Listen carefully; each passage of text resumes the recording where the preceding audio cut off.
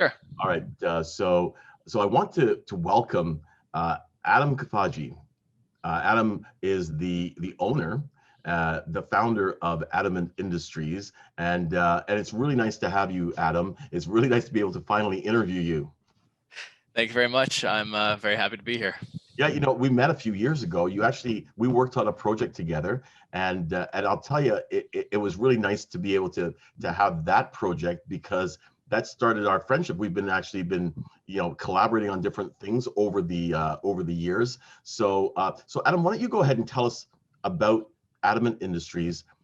What made you get into this? I mean, you could do anything you want.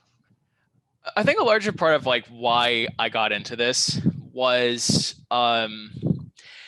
I think I just wanted a little bit more experience to see what my skill set was at the time, because I was fresh out of college and I sort of had this idea of like, well, I want to go and get experience before I land something that's a bit more permanent, settle down with a family at some point.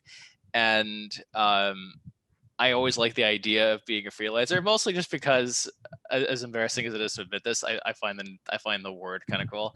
So I was like, you know what, that sounds awesome. It's a way for me to pick and choose what kind of employment I get down the line, and I can work on projects I find interesting, and that challenges me.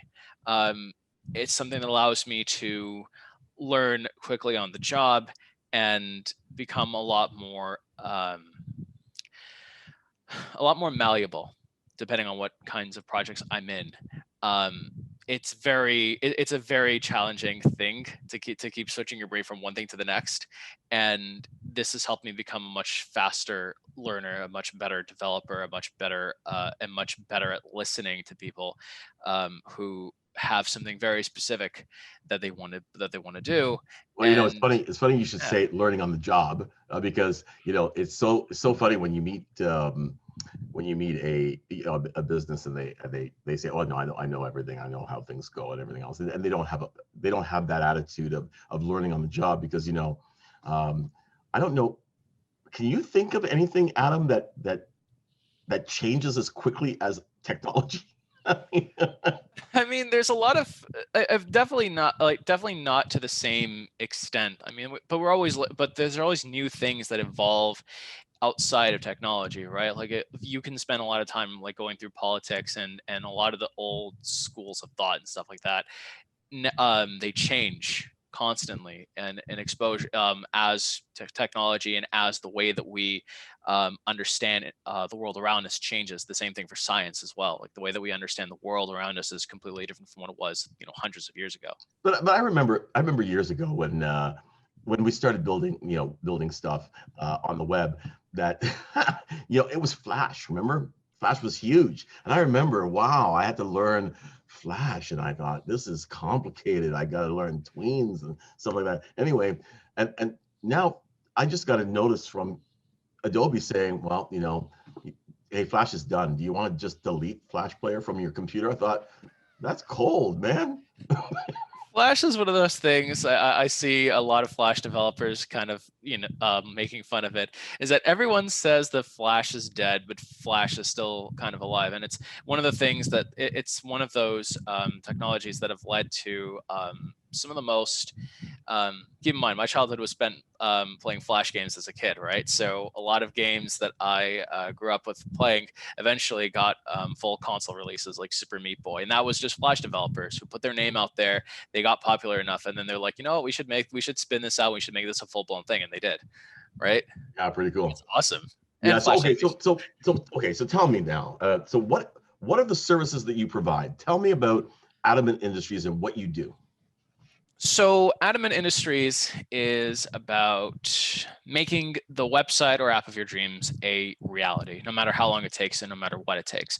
One of the main guiding principle of this company is to achieve perfection through iteration, and that means that we'll keep working on it, and we'll keep and we'll keep revising it. And if it works and it's something that you enjoy using, and it's something that that your clients enjoy as well, that is something that we're totally content with. That for us is perfection, is making sure that you're pleased with the results that we have, that we come up with, and we're there with you every step of the way as we come closer to that vision. Yeah. So tell me about perfection then, because I mean that's a really great word, right? Because what I think what people don't realize, and I don't want to put words in your mouth, but but perfection is really uh, the ongoing process of keeping things relevant, isn't it? It is, and it's also just making sure that everything is polished, that everything down to the tiniest, smallest detail you wouldn't recognize is fixed.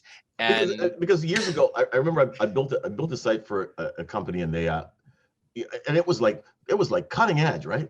3 years later, everybody's doing it, and their site kind of looks a little tired. So it's almost like perfection.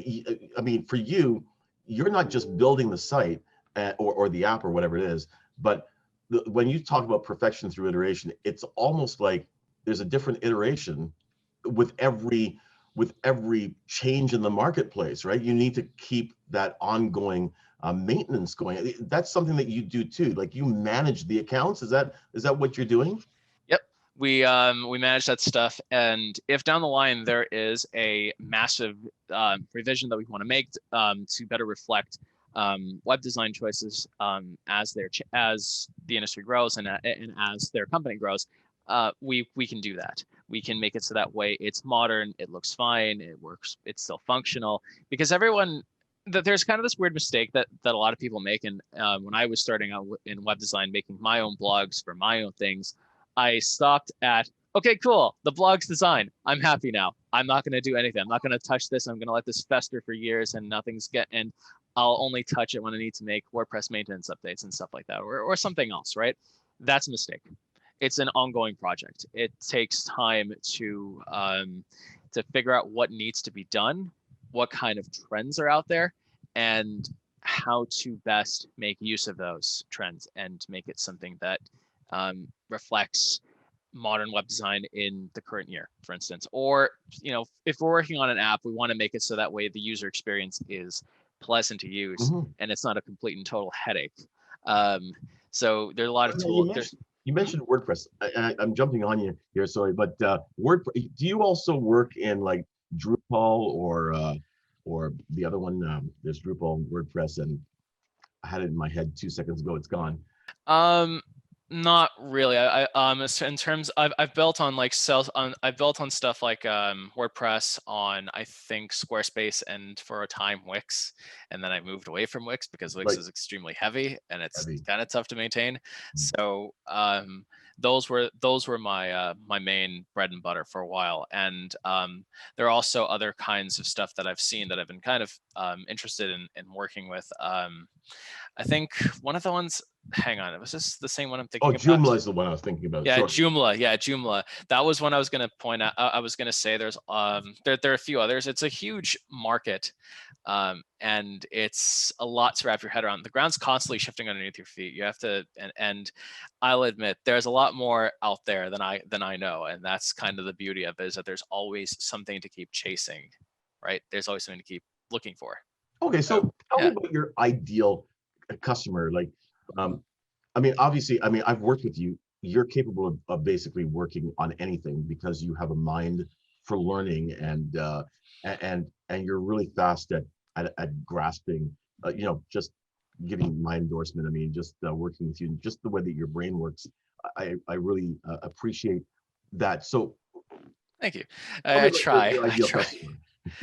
Thanks. I certainly try. In between like making mistakes and realizing, oh, okay, maybe I need to do this. It's like I said, it's an exercise of iteration, right? So, in terms of my ideal customer, I think it'd be someone who is very communicative, very understanding about the situation that a lot of us find ourselves in now, locked in your house, and there's a lot that you're sorting through, not just with work, but also your own home.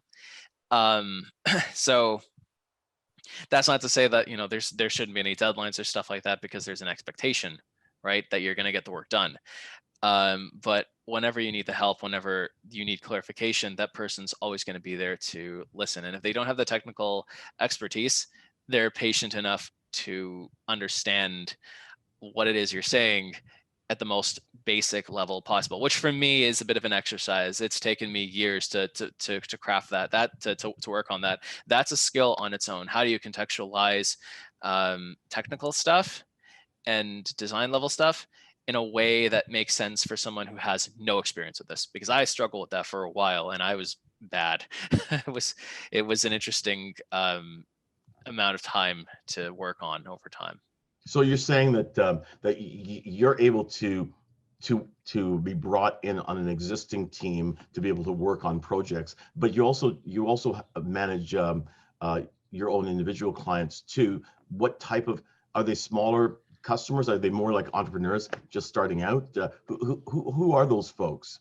They're usually smaller customers. There are people who own like small businesses who are either based here in Canada, or I'll get them from other people who I happen to know, who I've met in, if I was working at a Starbucks, or if I was, working on something else in a Starbucks, then, they listen to, me talking about, I don't know, chatbots or something like that. And then they start a conversation with me and we, exchange numbers. So a lot of what I get is like small companies and small businesses that just want to put their names out there. I work pretty well with them, and because they're in a similar situation as me, it helps me understand. It gives us some common ground. It helps us bridge otherwise pretty untenable differences, in terms of like where we come from, or our stories up until the point where we met. And it helps us, right? Like above all else, it's not just, oh, hey, here's a client, I'll work on this, you give me money. No, there is like, I like to get to know people.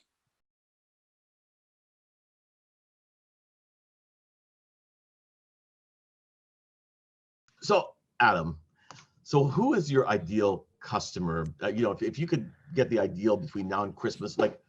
Okay, so here's the thing, right? I feel like a lot of us are in a very similar position when it comes to dealing with this crisis. It's not just I'm worrying about my health, I'm worrying about my friends, my family, etc. I'm worrying about we're also worrying about how we're going to make money. We're worrying about how we're going to afford the place, like the roof over our heads, how to run our own businesses.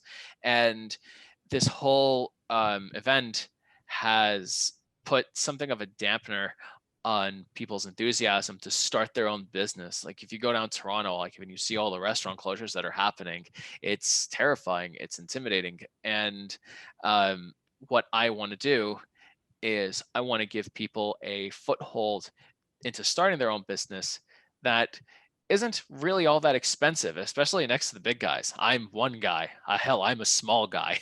So, I mean, despite my height and hair. So, and what I say, and if someone were to come up to me and they'd say like, look, this is all I really have. I don't know if it's enough to help you build a website. I'd be like, okay, let's do it.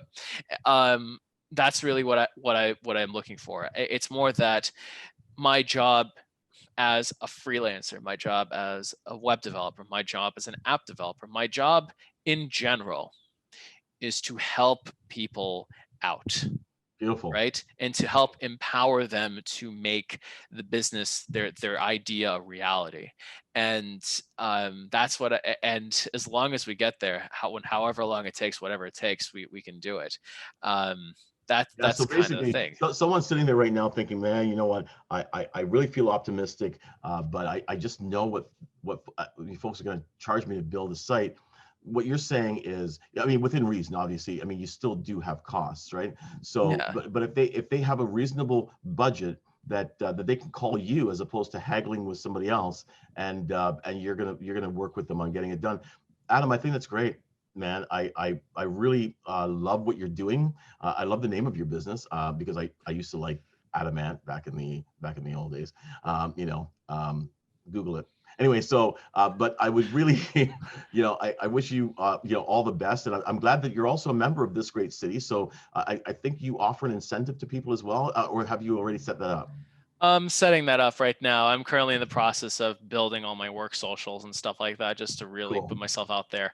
And I gotta say, that's really putting my slogan to the test, because I keep erasing and re-editing it 1,000 times over. Like if this were the old, if this were me writing on a pen and paper and I had a garbage bin next to me, I would be, it would Oh, be overflowing. yeah, I see it. I see Yeah. it.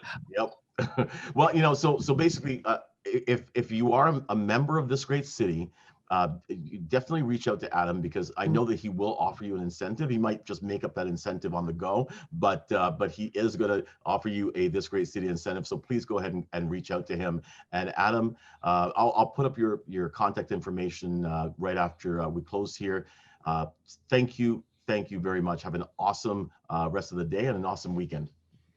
Thank you very much, Evan. Thanks for having me here, and I hope you have a great day. Thanks, man. Talk to you later. Peace. Bye.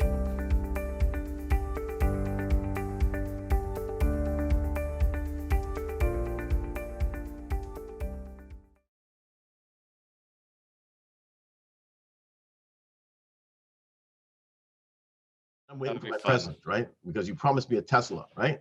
Okay. I was looking at like stuff like that because I think a while back the Hummer announced the new EV, so like a new electric vehicle. Yeah. It looks good, and What? the funny thing about it is how expensive it is. And number two, apparently their car dashboard, the company has a partnership with Epic Games, so the creators of the Unreal Engine. So the entire thing is built using the Unreal Engine. So I'm looking at this and just thinking to myself, this is hilariously overkill. I won't. Are you kidding me about the electric Hummer? They also have like this thing where like it does like a crab walking thing, so like the wheels can like move side by side like a crab, What? which is hilarious. Um, yeah, I was talking about this with a couple of people on Discord a couple of days ago, and I just spent most of my time going down this Oh, rabbit hole. I'm like, wow. this is awesome. That's a beautiful looking machine. It's surprising. I mean, I don't know how well it's going to fare against some of the other competition, especially next to Tesla, next to a Cybertruck, or something like that. But it is an interesting way to revive the brand. Yeah, but you know what? I mean, I'll tell you this right now. That's pretty. It That is. that's a pretty car right there. Yeah. One of my friends said that it looks like something right out of like a science fiction movie. So Yeah, like the it looks like the dash of SpaceX's thing that just went up to to the space station, right? I mean, yeah, it's it quite kind of beautiful. it Holy, kind of does. Yeah. It looks like it came right out of like a science fiction like alien movie kind of thing, where like it's the Jeep that the soldiers are riding on and they're going off into battle or something like that. It looks cool. It looks like something I'd see in a movie set.